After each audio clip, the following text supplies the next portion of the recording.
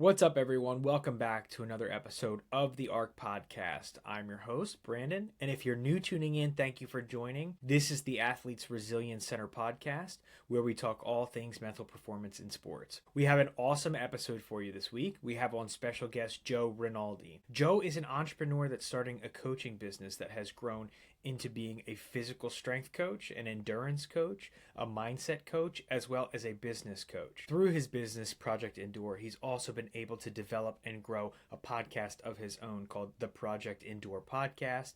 I recommend you give it a listen. But in this episode, Joe dives a little bit deeper about his personal life and his journey through sports that has led him to become the entrepreneur he is today. Throughout the episode, we go through Joe's journey in sports. We talk about how he played baseball at a young age and ultimately got to play football in college at Bucknell. We go through his battle with Best disease that has impaired his vision for years, but has changed his perspective on how he approaches each day and how he attacks the business that he does run. We go over the many moments where Joe had faced adversity throughout his life and how he was able to overcome it and ultimately grow into the business owner and coach that he is today. We go over a lot of the lessons that he has learned while coaching and a lot of the lessons that he teaches to his clients when he does coach. We talk about the growth of his business and how implementing his mindset has helped him create an effective business and grow the podcast to the platform that it is. And we go into so much more about mental performance. This is an awesome episode, and I hope you guys enjoy.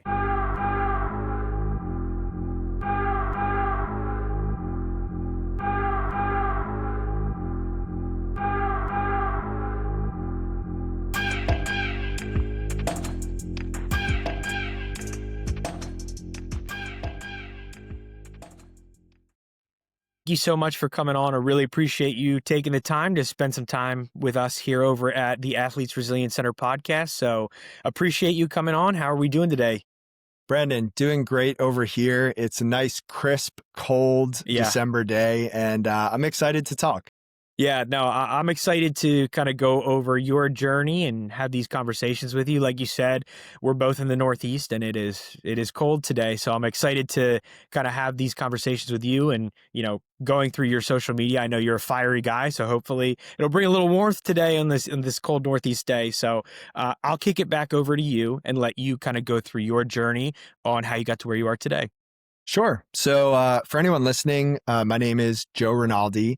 I am an entrepreneur.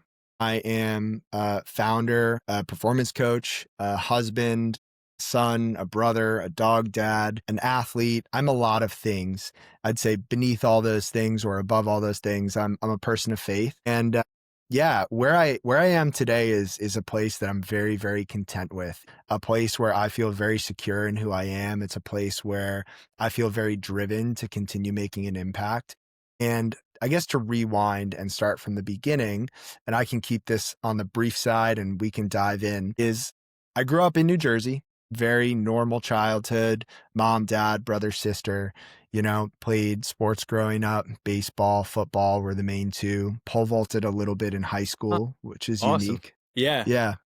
And I would say the defining season of my life, of my early life, is when I was 10 years old, I was diagnosed with a condition called Best disease. And Best disease essentially is a genetic condition that causes progressive loss of sight.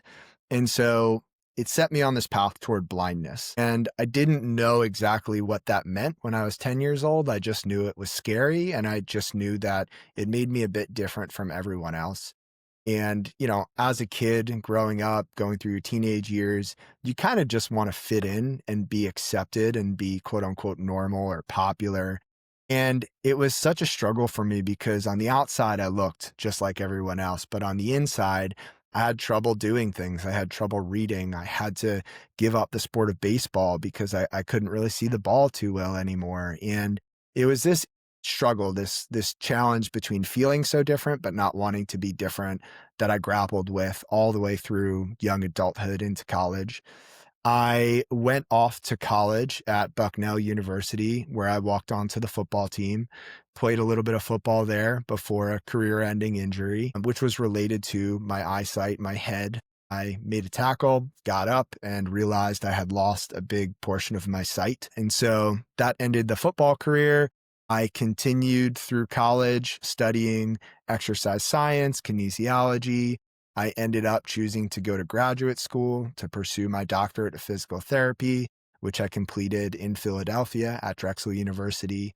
That is also where I met my wife. And it's also where I grew just a whole lot as a person and where my perspective shifted from being a victim to being someone who had a struggle that could be turned into a potential strength.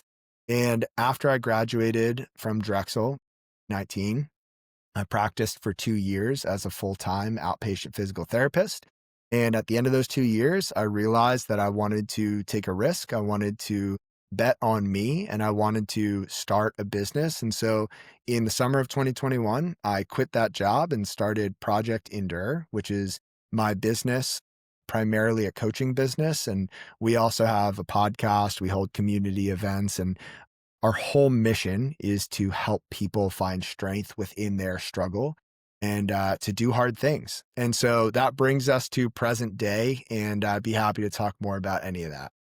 Yeah, no, thank you for sharing your journey. And you've got quite the journey. And I love that you're very open about talking about that. I've listened to your podcast where you shared that. I know you have your blogs that you've shared and in your website where you kind of go into a lot of that.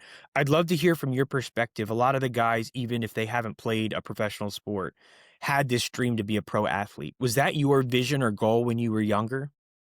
But yeah, I think Yeah. there's a yearbook from elementary school somewhere where my picture and then underneath it says wants to be a professional baseball player when he gets older. Right, Yeah. right. So as far as that goes, right? So trying to play professional sports, and you had said with the vision issues that you did have, having to step away from baseball and then pursuing football a little bit more seriously, like you said, was there a dream to play professional football at that point? Was it like, okay, now that this door is closed, I'm going to try to go into this outlet a little bit heavier? Yeah, I was always smart enough to realize that that wasn't a probable path for me. If the doors opened and somehow it was possible, I would have taken it. But Yeah. no, I think from an early age, I knew that professional football was not in the cards. Yeah. Yeah. So was there an identity shift for you then when you're done playing like baseball and football and being like, okay, I was Joe the baseball player, Joe the football player? Because a lot of the conversations that we've had on here with former athletes are, when they were removed from their sport, it's kind of like, all right, what's next? I've been this thing my whole life. And again, now that you've kind of grown through that and understand your sport doesn't define you, but at that time, was that identity shift challenging for you to kind of go into, all right, I'm done with sport and now I can kind of go into physical therapy, which was the route that you went to? Yes. The short answer is yes. And it almost felt like I had the keys to this house for my whole life. I knew how to Yeah. get in. I could unlock the door. And then all of a sudden football ended and I didn't know I lost the keys. I didn't know. Someone changed the locks. I just couldn't Yeah. get into that place anymore. And Yeah. it was frustrating. It was confusing. I didn't know that it was something that other people also dealt with. So I faced that in isolation. And just to go a little bit more in depth and to be transparent, that transition from formal athlete to, post athletic career, Yeah. that really sent me into a spiral where I tried to find myself in other things and I poured myself so much into the gym where it became very addictive. My eating habits became very obsessive, and I spent 2 or 3 years really battling with body image, body dysmorphia, trying to figure out who I was. And so the short answer is it was so challenging. Yes. Yeah. No, I think a lot of people that we've had on have had those types of issues where they do dive into the gym a little bit heavier afterward, or the opposite, where it's like, I'm not diving into the gym anymore because what am I training for type of thing, where there's not really an end goal where you've had this end goal this whole time. So I'd love to hear too from your perspective because I know like your vision issues that you had, right? And that was kind of something very serious that obviously you had to deal with at a very young age. Did that ever creep in the back of your head when you're thinking about sport, like football in that sense? Like, was that a thought in your head while you're playing, or was it, I can clear this and I can go out and play free? With baseball, it was definitely front and center just Yeah. because it was very clearly impacting my performance. Right. With football, it was more of a frustration that was, floating around in my mind where I played outside linebacker and I'd be, reading the guard or the tackle, trying to figure out what my first move should be. And Yeah. because you're reading human beings and they're big enough, I could still see what was happening, but it just always felt like it took me half a second longer because of my eyes. And so I never thought, oh no, this is going to end very poorly for me because of my sight. But it was more of, I felt like I was playing at a disadvantage. Yeah, no, I could completely get that. And then transitioning then from, like we said, playing sports, being a collegiate athlete into going into physical therapy. What made you choose that route at first? So my dad's a physical therapist, so I'm very familiar kind of with the game and what you have to kind of endure in order to do it. It's not a very easy process. It's a long, grueling process. So what did that look like for you and why did you choose physical therapy? When I was in college, I was a biology major at Hmm. first, and I thought that I wanted to either go into medicine or I wanted to maybe do research. And so the funny story is I did research for a year, my sophomore year, where we experimented with chickens. We hatched 200 chicken eggs. We did this whole experiment, took an entire year, and we ended up finding nothing. And I was frustrated at that I had spent a year of my life in a lab, more or less, not interacting with people just to have no result. And that made me realize, okay, wait a sec. I don't want to research my whole life. I want to interact with people. I want to help people. I love fitness. How can I blend all of that? And that very clearly pointed me down the path of physical therapy. And once I decided to pursue that and my mind was set on it, it was a pretty easy path for me. Not meaning that it wasn't hard at times and it didn't require a lot of work, but I did feel like I was being pulled towards something that I cared deeply about. Yeah. So like you said, if physical therapy kind of pulled you towards it and it was something that you did care deeply about, so then making the jump right into owning your own business and starting this new venture, right? One, it's a big leap of faith and big trust in yourself, which is awesome. But you did talk about this growth that you had before we get to that point of like a very transformative kind of couple years of your life when you were at Drexel, like you said. So I'd love you to kind of go into that a little bit deeper because I know you alluded to it when you were going through your journey, but I'd love you to kind of take a dive a little bit deeper into like what made that so transformative for you. Sure. Yeah, it's a great question. When I was going to Drexel or committed to going to Drexel, I had a summer before the program started. And in that summer period, I was focused on just getting a place to live, getting some things in order, preparing myself from a mental standpoint to be there and to pursue 3 years of graduate school. And at that point in my life, my eyesight had been fairly stable for a few years. So that was in the back of my mind, and I was just operating pretty fluidly. And about 2 or 3 weeks before I was set to leave for Philadelphia and start school, I was on a beach on a vacation with my family, and I started to realize, oh my gosh, I'm having an episode and I'm starting to lose more of my sight. And that was a really hard couple weeks for me because I really doubted whether or not I should pursue school, whether I should just maybe not do it and play it safe and live at home and do something else, like just be a personal trainer or whatever it was. And I'm so grateful for my parents because they sat me down and they told me, you can't live your life based off of what ifs, What if you go blind? What if you can't finish school? What if it's hard? You have to think in terms of even if. Even if you Yeah. lose more sight, or even if it's really hard, you will find a way. And so I took that advice and I went to school. And that first year of school was just hands down the hardest, darkest year of my life. And it had very little to do with my eyes. I think in hindsight, I was a bit homesick. A little bit was due to my eyesight, but a lot of it was just due to the fact that I felt a bit lost. I knew I wanted to be there pursuing physical therapy, but up until that point, faith had been a very large part of my life. I think over the previous year or so, I had drifted just a little bit. And I just woke up every morning wanting to feel happy, wanting to feel better. And no matter how hard I tried, I just couldn't. And that was a really different feeling for me because everything else in my life up until that point, whether it was school or relationships or sports, I could just try harder and things would be better. And this was different. And so After the first year of school, I decided I was going to take a chance, be a bit courageous, and ask this girl to go on a date with me.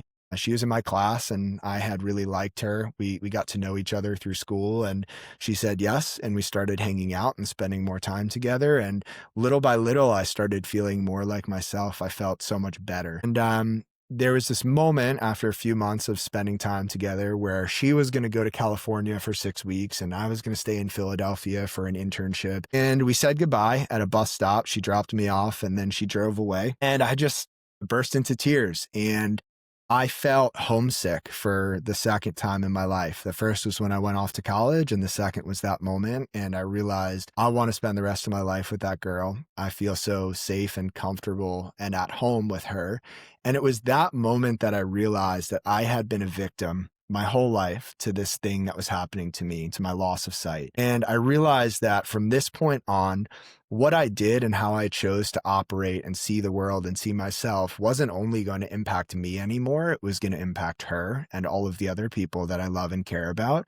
And so I decided to make a change and to shift my perspective and to start seeing this thing that I struggle with as an opportunity to grow and to see the silver linings. And that's what I did. And it was through my relationship with her that I grew again in my faith, that I developed more as a person. And fast forward to today, this is my wife that we're talking about. Yeah. And she was a big, big, big part of why that time at school was so pivotal for me. Yeah.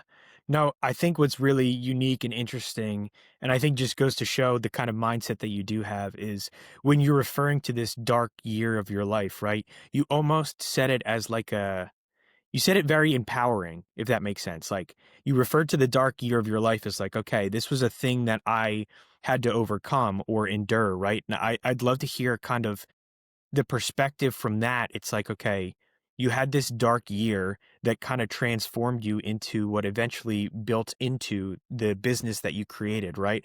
I'd love for you to kind of dive into, okay, how pivotal one was that moment for you where it was like, okay, I need to shift from physical therapy into creating something on my own. And what does it mean to you now to have like this business that you are building yourself, right? You're not working for anyone. It's kind of creating this on your own. What is that like? Sure. Yeah. And just to go back to your observation about how I talked about that year while I was going through it, and if anyone listening is going through something hard, it did not feel as romantic as maybe I made it sound. I Right, mean, right. it felt terrible. And I think on the other side of it, especially after I shifted my perspective, I do see now how much of a blessing that was. And I didn't see it at the time, but I realize it now. And one of my favorite quotes of all time is from Christine Kane, who said, "Sometimes when you're in a dark place, you think you've been buried, but you've actually been planted." And I could see now that I was planted in that season. And I think that's the trust, the faith that helps me maintain the perspective that I have now. Even when things don't make sense, even when things feel dark or hard or heavy, I trust that I've been planted, not buried. Yeah, And that mindset very much, like you said, carried over into my transition from full-time physical therapist to business owner. And what's interesting to me is I never thought about it like this until our conversation right now in this moment. But my transition from formal athlete to post-college athletic career shared a lot of similarities to my transition from physical therapist to business owner because both were shifts of identity. I was letting go of something that I used to see myself as and latching on to something new. And in both cases, there was uncertainty, it was hard, it was scary, and I think I handled that second transition to business owner much better than I handled the first transition after college sports. And I see myself now as someone who doesn't attach to identities, but yeah, rather characteristics, right? And what I mean by that is I am a competitive person, I'm a driven person, I'm an empathetic person, and whether or not I hold the title of entrepreneur or I hold the title of physical therapist or someday I'm a barista, I don't know, I yeah. will always have those characteristics and traits that nobody can take away from me. And I think that has helped with all other transitions in my life because the transition is not from one identity to another anymore. It's just from one role to another. It's from one vehicle to another. And in any vehicle, I still get to be me. And so, to just go back to that transition to full-time entrepreneur, it was hard. And I thought for a long time about what it would look like, what it would feel like. And I almost felt like for 2 years, I was climbing up this proverbial high dive, and I got to the top and I was standing over the edge and I was looking down at the water, and I just hesitated over and over and over again. And it was only after numerous conversations with many different friends who all told me the same thing that I decided to jump. And that thing was, being a business owner is one of the hardest things that I've ever done, and I wouldn't change it for the world. And I just heard that enough times where one day I decided I just have to trust it and I had to jump. And it's been, if not the best decision of my life, second to marrying my wife, it's Yeah. up there as one of the best. Yeah. No, I couldn't relate more to you kind of talking about the characteristics versus identity because so I played baseball, I played college baseball, and then the dream was always pro baseball, right? Like sign that contract, get in a affiliated minor league position, like do what you got to do and get there. And I think my identity was so tied to that, where when you kind of can step away from that and look years down the line, what what built you there were the characteristics that you said, right? What did that teach you? What did baseball teach you? It was like work ethic, like the ability to be a chameleon in a crowd full of people that are from all different backgrounds and have all these different beliefs and thoughts, right? And it's very interesting. I just love the way that you put it, where you don't really attach to a certain identity. It's the characteristics that you've kind of attached yourself to rather than the identity itself. Because no, I know for me, that was a big time struggle going from, I just viewed myself, everything that I had did in my life, I thought was towards this one goal of playing baseball at the professional level. Right. And then when that didn't materialize or I didn't reach the level that I thought I was supposed to reach at the end of the day, you kind of come to terms with, okay, then who am I? What am I? Right? Like without baseball, I don't feel this level of power almost that you felt previously, right? It's the thing that gave you life, that gave you fire, and now it's kind of removed from your life. So attaching yourself to those characteristics, I feel like, hits a lot of people close to home. Yeah. And I resonate just with what you said. And sometimes now I think about it almost as each day I put on different clothes. Sometimes I put on clothes to go to the gym, or I might go to a wedding or a funeral or a work event or whatever it is. And those different outfits don't change who I am. I get to show up in those different outfits. And so I've almost started to look at different titles and roles as just that. It's a different outfit that I'm wearing. Right. I think the things that you and I are talking about right now are the things that more and more youth athletes need to be exposed to, because if Definitely. I were prepared in advance for those transitions, I would be I would have gotten to the point where I am today, I think, faster, smoother, and more effective. Yeah. No, and I think the biggest piece is like the detachment from that identity as an athlete is huge because you'll see even like I'm kind of involved in the baseball sphere, but I'm sure football, any sport. What's the thing that you see in the bio where it's like baseball player committed to X college in the class of whatever year that is, right? That's like the number one thing that's in every athlete's bio, right? That's like what they kind of identify themselves as. Why do they do that? One, obviously they're very proud of their accomplishment to go commit to the college. And of course, it's a great success. And, I'm very happy for every high school athlete that gets to play a sport at the collegiate level. But also it's to let everyone else know, hey, I'm a baseball player committed to this college going in this year, right? And I think there's just so much of a deeper level. And now looking back on it, it's like you're selling yourself so short.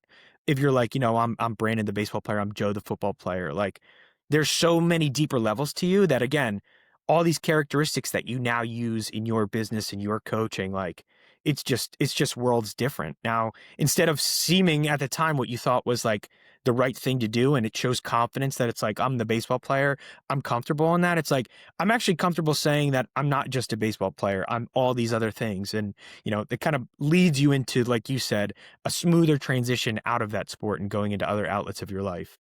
Yeah, I couldn't agree more. That's so well said. And yeah, it makes me think also, looking back, that I learned so much from sports, Yeah. and I think that immersing myself in those sports at the time was what I needed to do in order to get the most out of them, and at the same time, I didn't have the skill of being able to detach from it, and I remember back even high school football, we played our last game, and me and 4 or 5 other guys after our last game sat in the middle of our field and just cried. A Yeah, bunch of right. 18-year-old guys crying because you don't know how to process that, and I'm sure we could talk about this forever, but, I agree with everything that you said. We want to take a quick second to let you know that today's podcast is brought to you by the Philly Pretzel Factory of Marlton, New Jersey. Whether it's picking up a snack between games or picking up a party tray for the big game, the Philly Pretzel Factory of Marlton has you covered. For all of your pretzel needs, make sure you stop by the Philly Pretzel Factory of Marlton, located on North Maple Ave. Let them know that the ARC podcast sent you. Now back to the episode. Yeah. Now, I mean, I was in the same boat. My college career ended. We were in a regional down in North Carolina, and same thing. I think I cried in the bullpen with like all my closest teammates for 20 minutes. But the funny thing is, you think at the time I'm crying because baseball is over. The reason you cried is because the relationships with those guys obviously change, and everything in your life changes, and it's so different. But it's funny you kind of said that, because listen, been there, done that, completely agree with that. Now, I'd love to hear you kind of building into Project Indoor, right? We kind of mentioned it and discussed your leap of faith and jump into it. Now, I know you have a podcast, you offer coaching, you have community events. There's a lot of facets to your business, right? I'd love to hear how it kind of started. Like, was the coaching first? Was the podcast first? Was the community events first? And how it's grown from there? Because I feel like that'd be a cool insight to hear. Sure. Yeah. So when I started the business officially in 2021, but to rewind from 2019 to 2021, while I was practicing full time, I was doing coaching on the side, weekends, evenings, early mornings. And so that was always the first part of the business. And I wouldn't say that I'm risk averse, but if you had to put me on a spectrum of risk, I'm definitely not all the way to the extreme risky side. And so I wanted to make sure that I could build up some level of income before I actually left my job. So coaching was always the cornerstone, and I truly enjoyed that coaching work that I get to do, both on the fitness side and on the mindset side. So that existed from the beginning. And then once I left my job in 2021, I decided, okay, I want impact beyond just the people who are paying to work with me. And so I love stories, I love conversations, and I felt like a podcast would be an excellent way not only to share other people's stories with the world, but also for me to make connections, to learn, to be inspired. And so the podcast was the next thing that I started. And once I got rolling with that, I started to realize, okay, there's still something missing. And this goes back to sports. It goes back to like, okay, after football ended for me and for baseball for you, it's really rare to be in a group in person around other humans who have such a strong shared goal and can have so much fun and that meaning. And so I thought, okay, well, I want to do things that brings people together who have a common goal or a common mindset. And for me, that was bringing people together who wanted to grow as humans, who saw value in doing hard things. And so in the summer of 2022, so a full year after I started, I put on our first annual event. And to be honest, I stand by this to this day. I have no idea what I'm doing most of the time. I have a poster. You can't see it because it's off camera, but it says, "This may be my first rodeo, but I'm on my fifth corn dog." And I think that's how I've approached business is like, Yeah, okay, I don't know what I'm doing, but I'm gonna go do it. I'm gonna dive in. I'm gonna put a lot of effort into this. And that first event, I think we had maybe 35, 40 people. And, then the next year we had 100, and the next year we had 150, and the next year, last year we had 250 people. that's awesome. And yeah, and it's just so cool to watch the community grow. And for me, the best part is watching people come back and recognizing like, oh, you were here last year, or they had stayed in touch and they have a friend. And it's this web of interconnectedness between people who are very like-minded that is so special to be at the center of and to get to experience around. Yeah, no, that's beautiful. That's very well said too, just about the community aspect and building a thing that, like you said, when you're done sport, and I'm sure a lot of these people, whether it's, a sport or a club or whatever, when you become an adult, those things obviously dwindle very fast. And creating something that a community where people can come together towards a common goal is really cool. And the fact that you're able to achieve that, I think, is awesome. And you talked about like the coaching aspect of that is kind of the main focus for you at the beginning of starting this business, right? So you said you were on like the physical training kind of side and you were training clients. Now, when did you shift into the mindset training side? Was that like a right away, I'm going to try this thing, or was it slowly over time you built into that? It was slowly over time, not on purpose. And so I think that social media is a double-edged sword, right? It can be a really hard place. It could be a very addictive place. It could be a place where people waste time and energy. And on the other side, it could be a beautiful place. It could lead to connections, to collaboration. I mean, we wouldn't be talking right now, and the Right. people on the other end wouldn't be listening without it. And so I decided I was going to put myself out on social media while I was in graduate school. And so from 2016 through 2019, while I was in school, I was posting physical therapy related content, a little bit of mindset related content, and I just shared everything, the books I was reading, what I was journaling about. And over time, I want to say it was in the realm of like 2019, 2020. So while I was still practicing as a physical therapist, someone messaged me and said, "Hey, do you ever help people do the things that you're doing, like journaling or reading or just growing in that way?" And I thought to myself, no, but that sounds like I would enjoy it. So I Yeah. took on that person, a client, for free. And we just had conversations every week, and I would ask them questions and we would talk about it, and we got pretty deep. And then I thought it would be really cool to add some structure to this and try to do it a little bit more often. And it just naturally evolved from there. And I realized that one of the most enjoyable things for me in this world is getting to have a deep conversation with another human being about things that matter to them. And the more I did it, the more I loved it. And the mindset coaching has just blossomed from there. Yeah, I'd love to hear now, like talking about that mindset coaching. Like, obviously, every person is different, and every conversation that you have is going to be much different from another person. But what does that structure kind of look like? What are some of the things that you guys are talking about in those mindset coaching sessions? Yeah. So, like you mentioned, everybody's different. So, it looks different for everybody. But essentially, I'm talking with those clients either every week or every other week. And we're identifying pain points, areas of struggle, areas of challenge in their lives. And then a lot of times I am asking deep questions and then holding them accountable to answers. And one of my rules in coaching, just as a glimpse into it, is that you can't end a sentence with "I don't know." It's okay to not know an answer, but I think a lot of us stop in our internal dialogue at, "Oh, I don't know why I struggle with that." Or, we shrug our shoulders and then we just move on. And I love to get beneath the surface with people.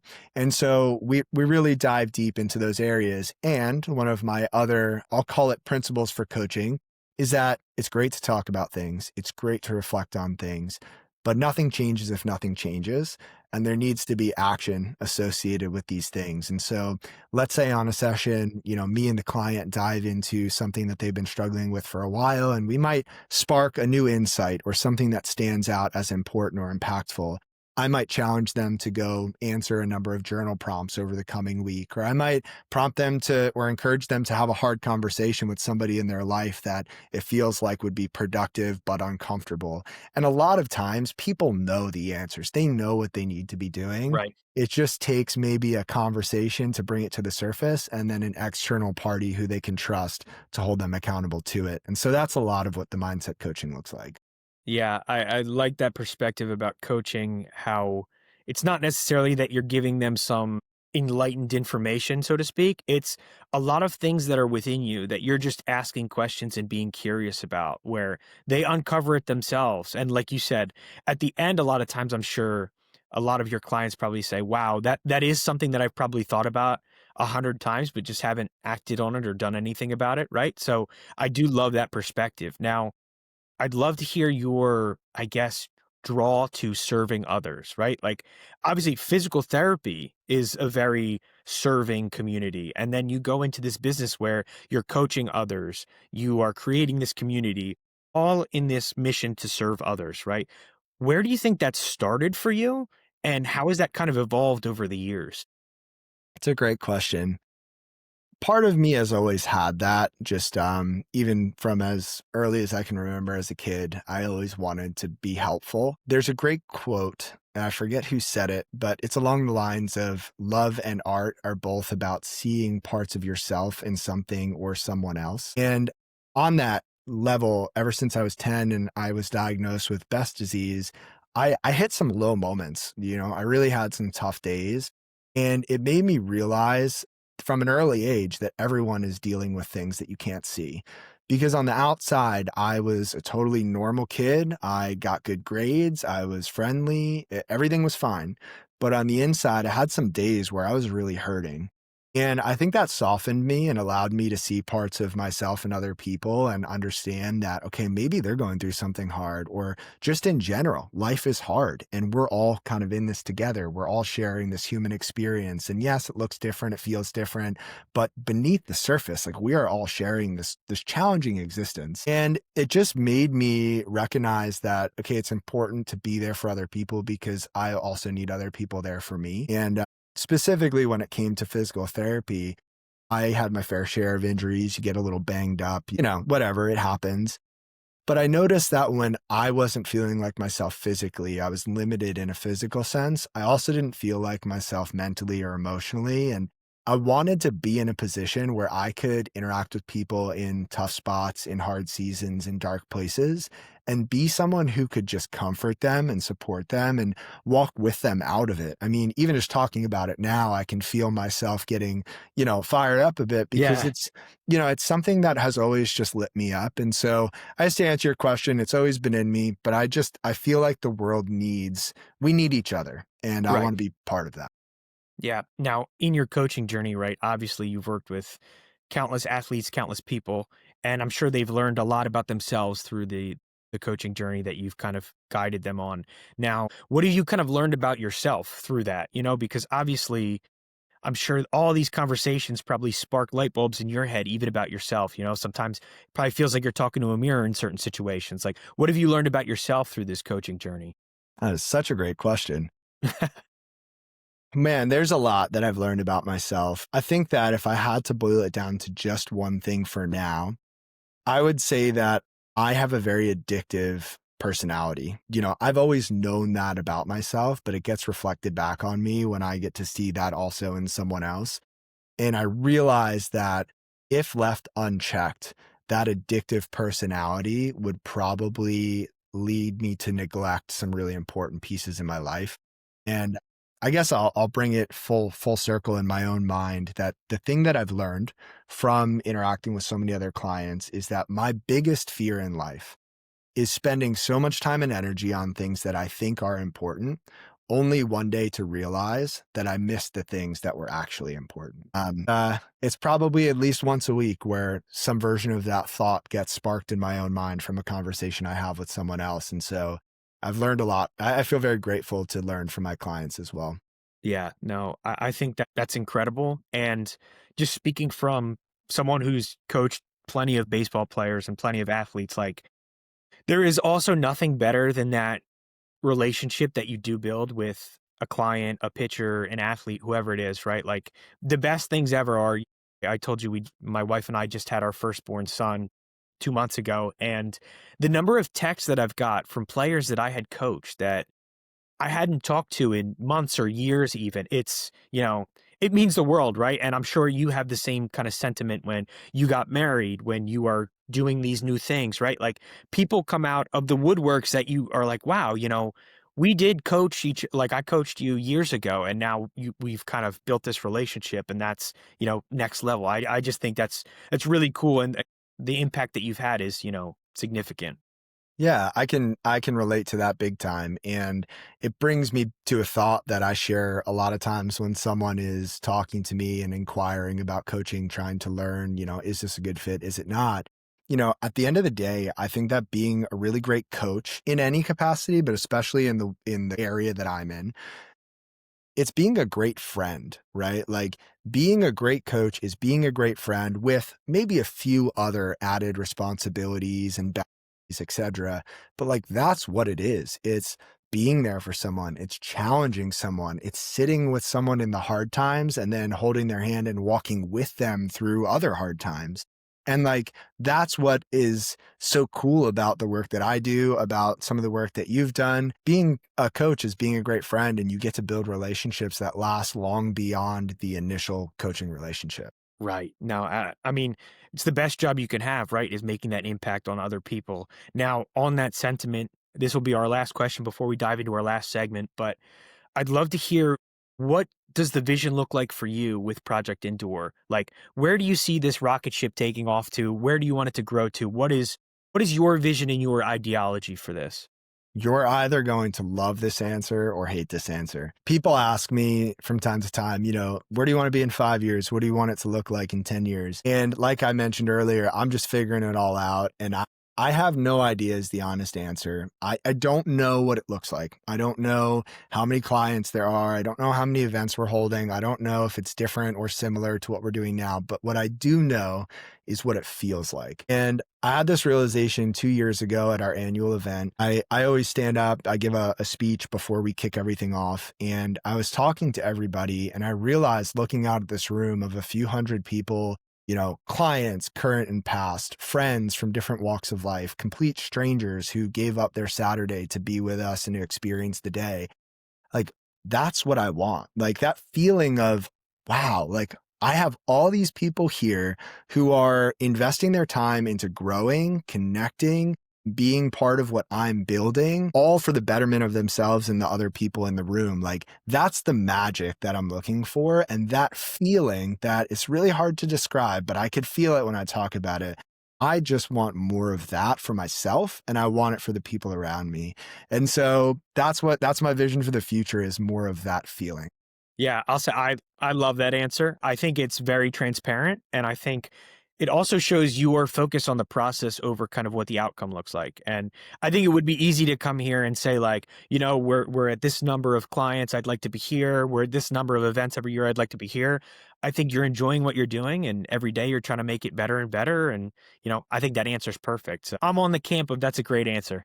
Thank you. Thank you. And if I could just throw a book recommendation for anybody who resonates. So if you liked that answer and you're like, oh, okay, I relate to that, there's a great book by Joshua Medcalf called Chop Wood, Carry Water. It's a Yes. very easy read, and it's along those lines. Yes. My co-host Matt always refers to that book. He's a big fan, so I love that reference. That's great. But we can dive in now right into our Fast Five segment. So, like I told you beforehand, it's just 5 semi-rapid fire questions. I'll fire them at you. You kind of give your best answer back, and we'll go from there. Awesome. Awesome. All right. First question: what part of your identity did sports help you discover? It helped me discover that I really enjoy leading by example. I remember when I was playing football in high school, my junior year, we had summer workouts, and I was in the running for captain, not because I was the best player by any means. I was far from it, but I worked the hardest at all the workouts. I lifted other people up, and that really felt right. It felt aligned to me to Yeah. lead by example. And so I learned that about myself through sports. Yeah, that's great. Question 2. Looking back, what moment felt like the end for you, but ended up being a new beginning?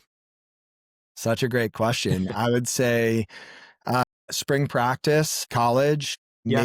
made a tackle, got up, and really couldn't see very well at all. Noticed that I lost a lot of my sight, and I thought that was the end of a lot of things.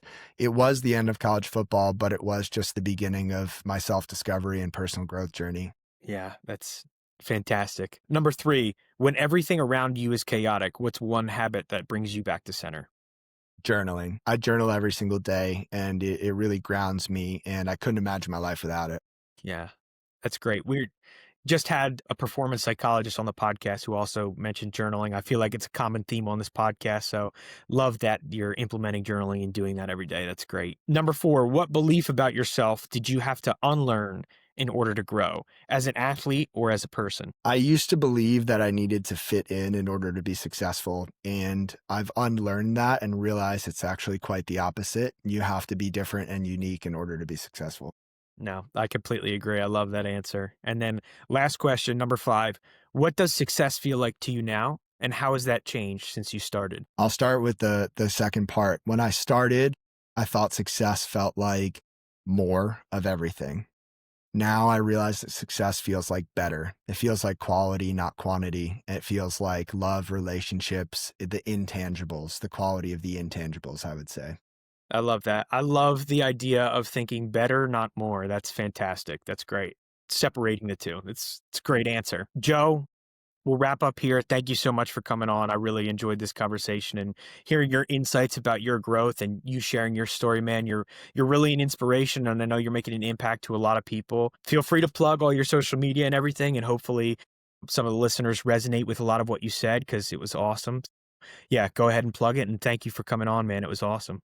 Sure. Yeah. And before I plug anything, thank you, Brandon. It was an awesome conversation. You asked some really, really great questions. And I feel like I learned more about myself today. So appreciate you. That's great. And on social media, I'd say Instagram is at Joe A. Rinaldi. And if you find that page, you can find Project Endure and everything else that I do. And I'd love to connect. Yeah, awesome. Joe, thank you so much. I appreciate you, man. And, I'm excited to see the continued success that you have and the impact that you keep making. Thank you, Brandon. Right Awesome. back at you. Thank you.